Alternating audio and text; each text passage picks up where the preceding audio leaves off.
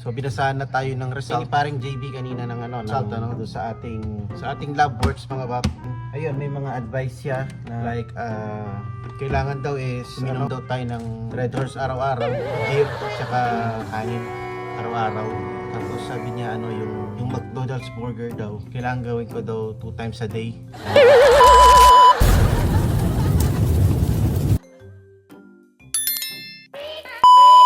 First check-up.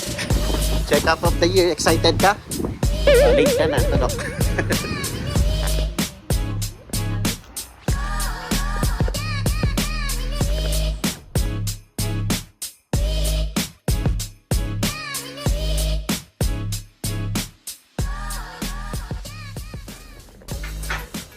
yung plan of action natin is, ganito yung plano, tatasan natin yung upang paigin. Yung nga lang, hassle. Kaya, the best na pag-take is pagka... McDonald's na naman.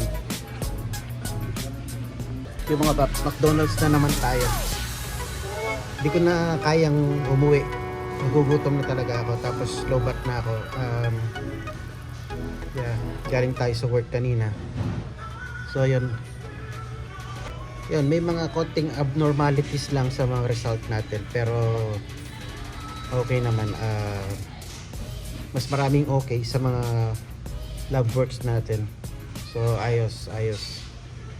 Yung iba kailangan lang na i-cure, no? Wala naman, nothing too serious sa mga result, which is good. So yeah, na-meet ko rin si John pala. Yan, shoutout sa iyo, John. Ito, McDonald's na naman kasi hindi na ako makaabot sa bahay. Para pagdating sa bahay, kailangan ko nang matulog eh. Para matulog na lang ako diretso. Dahil mamayang konti, sundo na naman tayo kay Bunso. So, yun ang role natin. Kaya yun, shoutout sa iyo, John, tsaka kay Rosan, no? Shoutout sa inyong dalawa. Galing ng pagkaka-explain. So yeah, lahat ng mga issue natin in-explain nila. Ayos, pati si manager. Maraming salamat sa inyo, mga paps. So yeah, almusal tayo, McDonald's na naman. Pansit aftershock. Wow. Ayan, aftershock. Aftershock ng birthday. Let's eat. Yeah, what is up mga pap? Dito na tayo sa work. Yan. Update pala kanina, hindi ako masyadong makapagsalita na nung nasa McDonald's tayo. Dahil antok na rin ako, tsaka gutom na ako. So, yeah. So, yung update natin is yun nga, yung ating result ng lab works, and binasahan tayo ni paring JB. Jan pala yung pangalan niya, hindi pala Ron. Palagi ko sinasabi Ron, yung kaibigan natin sa Saturn. So binasahan na tayo ng result sa ating lab works mga bab. And ayun, may mga advice siya na gawin natin, like kailangan daw is uminom daw tayo ng Red Horse araw-araw, beer at saka kailangan daw kumain tayo ng kanin araw-araw. Kasi sabi ko minsan hindi na ako nakakakain ng kanin.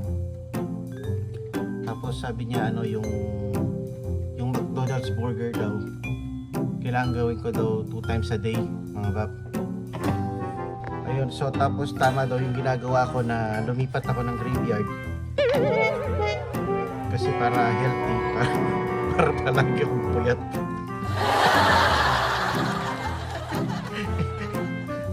Hindi mga kapatid. Joke lang. So, shoutout pala kay parang JB. Baka mapanood nito. Joke lang, ang galing ni parang JB. Mga paps, ay, sinasabi ko sa inyo. Ang galing mag-explain. Parang teacher. Sa bagay nabanggit niya sa akin, nagturo pala siya sa EUF sa mga nurses yata. Hindi ko alam kung sa clinicals or something, basta nabanggit niya sa EUF sa Angeles City.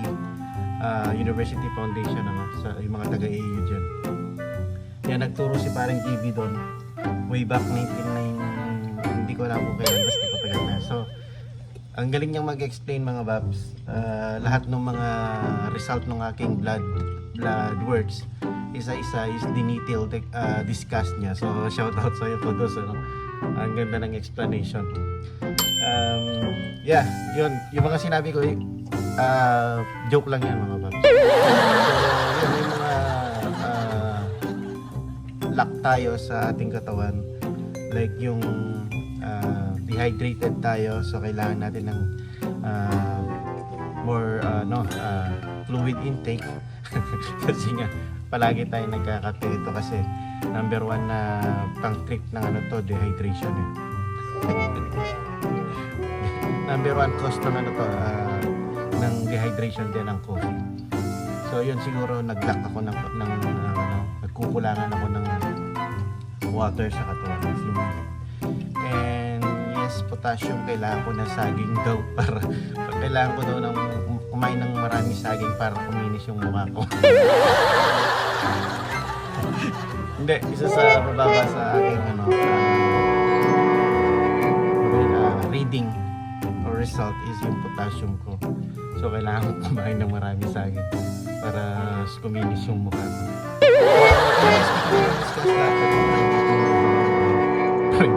Private pero pinagsabi na yun.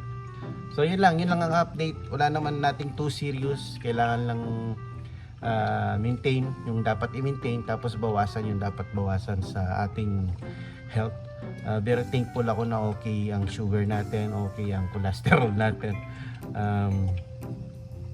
Kahit na palagi tayong resist life at saka palagi tayong masarap kumain, yun, okay naman yung result and okay yung naging check-up, naging discussion namin sa check-up. Yeah, and hindi na ako nakapag kanina, hindi ko na rin siya sinama sa vlog kasama ni Rosan, si nurse practitioner Rosan. So shout out din sa iyo, nanonood din pala sa vlog natin. Maraming salamat po sa inyong dalawa ni Boss JB. And ayun, dito ko na lang siguro tatapusin yung ating vlog dahil in-update ko lang kayo regarding sa ating results. So yeah, importanteng magpuyat. Yeah, nakakababa ng presyon. Pero hindi, kasi kakagising ko lang naman, so okay lang. Gusto ko itong schedule ko kasi 11:30 and 12 o'clock pa ako nag-start. So I have plenty of time matulog sa hapon. Pero minsan nakakatulog na ako 7. Pero not bad compared dun sa 10:30 na pumapasok or 9:30 ng gabi. Hindi na ako nakakatulog nun. Pero ito okay yung schedule ko. And yeah. So yan, hanggang dito ko na lang tatapusin ang ating vlog mga Baps. And maraming salamat sa inyo kung umabot ka na naman hanggang dito sa dulo ng ating video na ito. Please give it a thumbs up, and sa mga hindi pa na-subscribe, please subscribe on my channel mga Bap. Isang subscribe lang yan is big sa akin, big help sa ating channel, So yeah, please support small YouTuber mga Baps. And maraming gumagalaw yung bakit kaya gumalaw yun? Grabe naman. May gusto ng prutas, gumalaw yan, Wala naman, bakit siya gumalaw? Ayun, grabe, kaya ayaw ko nagbibideo dito, baka may sumali sa atin na sa camera, may aspiring vloggeries pala rito, hindi natin alam. So anyway, by the way, highway, titigilan ko na ito at ako'y nangingilabot. Parang hindi ako nag-iisa. So yan mga Bap, hanggang dito na lang. Thank you very much ulit, and please subscribe. At sa next vlog siguro natin is ang ating pagkikita or ang ating ayun, meron tayong collab kay Boss Mar, yung taga rito lang sa kapitbahay natin. So magkikita kami on Saturday. So yeah, sa next vlog na yun. So abangan nyo mga Bap, ha? Alright, and peace. Ayun, so hindi ko na pala sinama sila Babs JB kanina, tsaka si si Rosyan, nurse practitioner Rosan. Syempre dahil hindi ko naman alam kung gusto nilang maging artista, no? Baka privacy ng tao, so hindi ko na sila sinali sa ating vlog. Pero anyways yun lang ang update mga bak. Yeah,